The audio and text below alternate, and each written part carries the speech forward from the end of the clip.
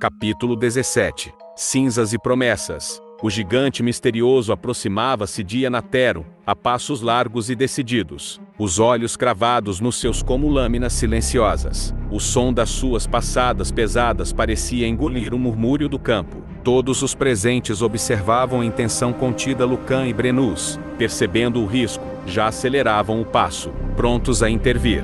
Foi então que Menandro, que até então mantinha-se imóvel, cerrou os punhos e avançou um passo. Franziu o senho como quem reconhece uma sombra da infância. E então bradou, em voz alta e rouca: Efialtes. O gigante estacou. O silêncio se alastrou por um instante. Ele ergueu o queixo, e seus olhos se suavizaram. Menandro, num gesto repentino e fraterno, os dois se abraçaram como irmãos reencontrados depois de um naufrágio. Riram alto, o riso nascendo do espanto e da incredulidade. Como pode estar vivo? Repetia Menandro, apertando-lhe os ombros. Como? Nem o exército romano é capaz de me matar, respondeu Efialtes, com uma gargalhada grave, como um trovão se afastando. Ele então se voltou para Anatéron. Os dois homens se encararam brevemente, e Efialtes estendeu a mão, apertando-a de Anatéron com firmeza e um sorriso contido, quase triste. É por onde anda Anaximandro? Perguntou Anatéron, com a voz mais baixa, já antevendo a resposta.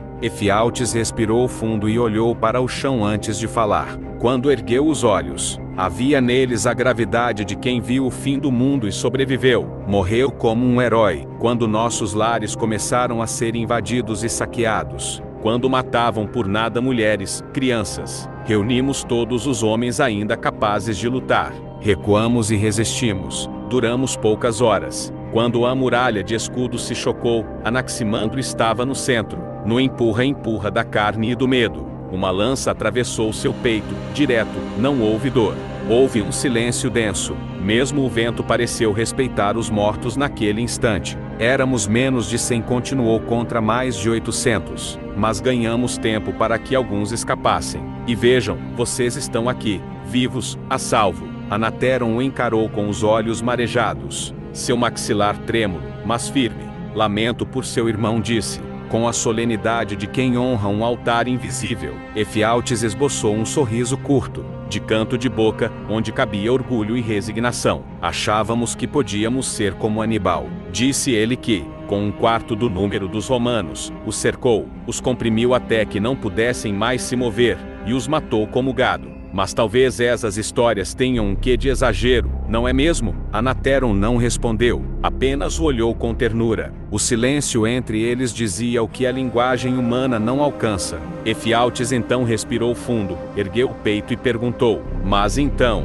onde está minha prometida? É chegada a hora de cumprirmos nosso destino. Como ela está? Ele deu um passo adiante e disse, agora mais alto, dirigindo-se a todos: Chamem a Daphne, quero vê-la. Anatéron fitou com intensidade por um longo momento. Depois lançou um olhar angustiado para Menandro antes de dizer, com voz baixa: Na primeira noite em que chegamos aqui, este lugar foi atacado por ladrões. Nós os enfrentamos. Ela lutou com bravura, mas não sobreviveu. Quase todos os salteadores foram queimados na manhã seguinte. Efialtes ficou imóvel, os olhos vazios de espanto.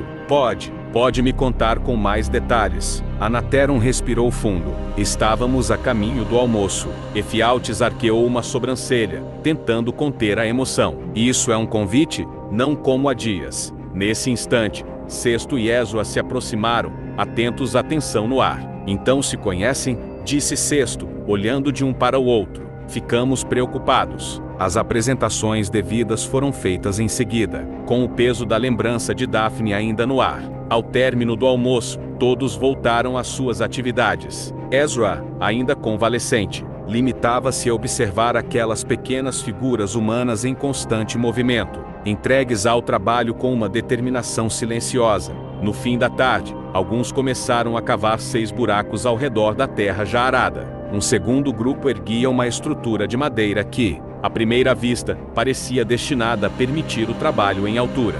Os buracos logo ficaram prontos, e nelas fixaram grandes vigas entalhadas. Não eram retas, cada uma tinha uma leve curvatura, como ossos arqueados de alguma criatura antiga. Preencheram as bases com pedras e, pouco a pouco, Outras vigas foram sendo encaixadas com precisão surpreendente, formando a estrutura de uma cabana de aproximadamente 8 côvados de altura. Não havia paredes ainda, pareciam construir uma casa em forma de jaula. Ezra observava com atenção, sua curiosidade aguçada. Quando a armação ficou pronta, passaram a montar uma espécie de caieira com tijolos recém-moldados. Essa parte ele entendeu, era para cozê-los. Usaram os restos das madeiras entalhadas como combustível. Ao acenderem a caieira, o dia já havia se encerrado. Todos se recolheram para o descanso, mas Ezra permaneceu ali, quieto, observando o fogo lamber os tijolos. O calor ondulando no ar escurecido. Pensativo, deixou-se ficar ali, como se buscasse sentido naquele ritual de barro e chama. Se ainda está aí, é porque gostou dessa história. Siga-me, ative a notificação, curta, compartilhe e até o próximo capítulo. Obrigado!